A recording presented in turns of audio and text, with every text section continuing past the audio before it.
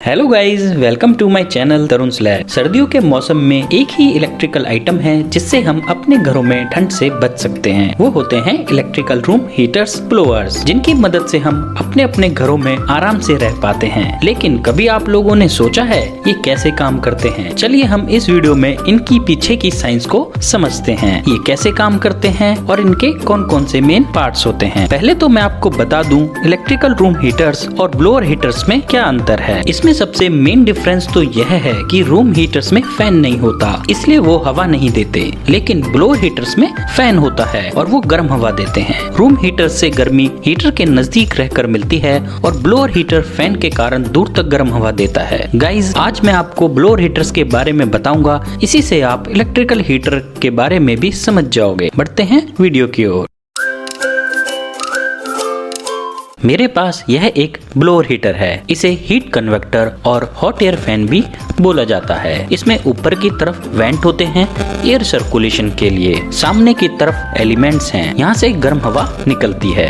इधर स्विचेस हैं, इनसे ब्लोअर को ऑन या ऑफ और हीटिंग को कम ज्यादा कर सकते हैं। ये स्विचेस भी स्पेशल तरह के होते हैं, आगे वीडियो में मैं आपको बताऊंगा, तो वीडियो में आखिर तक जुड़े रहें। ब्लोअर के कवर को हटाकर देखते हैं इसके अंदर कौन कौन से पार्ट्स होते हैं। ब्लोअर के साइड में स्क्रूज लगे होते हैं। समय बचाने के लिए इनको मैंने पहले से ही निकाल दिया है। आप देख सकते हैं ब्लोअर अंदर से कुछ इस तरह का दिखता है। इसमें 4 मेन पार्ट्स होते हैं: blower motor, thermal cutout, heating elements और स्विचेस। अब एक एक करके इन पार्ट्स के फंक्शन को समझते हैं। इसको ब्लोअर मोटर बोला जाता है। ये कुछ हद तक ट्रांसफार्मर के सिद्धांत पर काम करती है। यह एक कोर है, इसके एक साइड पर कॉइल लगी होती है। इस ब्लैक कवर के नीचे आप देख सकते हैं, और दूसरी साइड मोटर होती है। जब इलेक्ट्रिसिटी कॉइल में से जाती है तो इस कोर में मैग्नेटिक फ्लक्स बनता है, और दूसरी साइड रोटेटिंग मैग्नेटिक फील्ड बनने की वजह से मोटर शाफ्ट रोटेट करता है, जिस पर यह एक प्लास्टिक का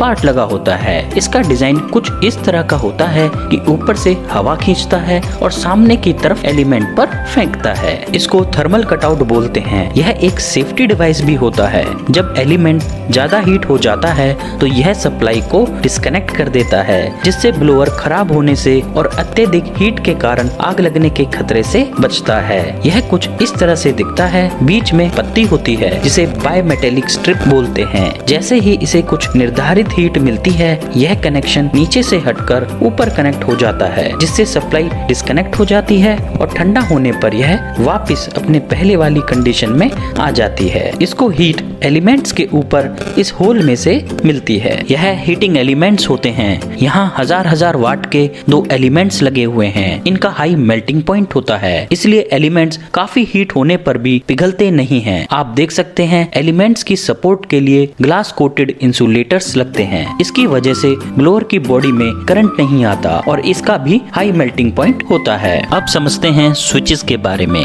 ये एक 3 स्विचेस का सेट होता है। सबसे पहला स्विच फैन को ऑन ऑफ करता है। दूसरा स्विच हीटर के 1000 वाट के एक एलिमेंट को ऑन करता है। इस पर अक्सर वार्म लिखा होता है। इसको ऑन करने से गर्म हवा आने लगती है। और लास्ट वाला स्विच ऑन करने से 1000 वाट के दूसरे एलिमेंट में भी सप्लाई आ जाती है और टोटल पावर 2000 वाट बन जाती है। इस पर हॉट लिखा होता है। इसको ऑन करने से रूम और ज्यादा गर्म होने लगता है। गाइज, इन स्विच में खास बात यह है कि ब्लोअर ऑन कंडीशन में हम एलिमेंट वाले स्विच को ऑन ऑफ कर सकते हैं, लेकिन जब हम फैन स्विच को ऑफ करते हैं तो ये तीनों स्विच एक साथ बंद होते हैं। लेकिन जब फैन स्विच को ऑन करते हैं तो फैन स्विच ही ऑन होता है, एलिमेंट वाले स्विच नहीं। इनमें इस तरह का एक लॉकिंग सिस्टम होता है। ऐसा होना इसलिए जरूरी होता है, एलिमेंट के ऊपर से हवा पास होने से एलिमेंट्स रेड या लाल रंग के नहीं हो पाते। एलिमेंट्स लाल होने का मतलब है ये काफी हीट हो रहे हैं, जिससे ये डैमेज हो सकते हैं। लेकिन जो रूम हीटर्स होते हैं उनके एलिमेंट्स के मटेरियल अलग होते हैं और वो किसी ग्लास ट्यूब्स के अंदर होते हैं या किसी पोर्सलिन या मिट्टी की रॉड के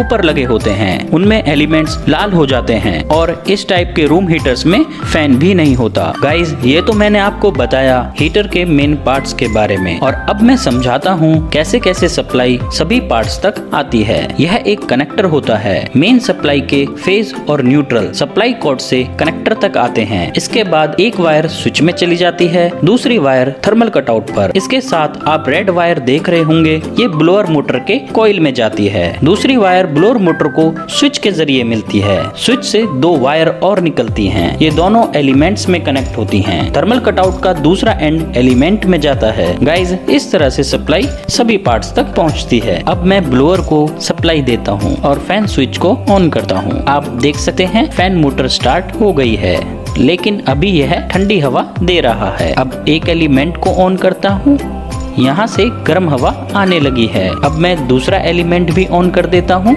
अब हवा और गर्म होने लगी है। इस तरह से ब्लोअर हीटर्स हमारे कमरे को गर्म रखते हैं और सर्दियों के मौसम में राहत देते हैं। गाइज, हमने समझा ब्लोअर हीटर के बारे में, ये कैसे काम करता है, इसके कौन कौन से मेन पार्ट्स होते हैं। उम्मीद करता हूँ वीडियो आपको अच्छी लगी होगी, तो एक लाइक तो बनता है। चैनल पर नए हो तो चैनल को सब्सक्राइब जरूर करें। मिलते हैं आपसे अगले वीडियो में।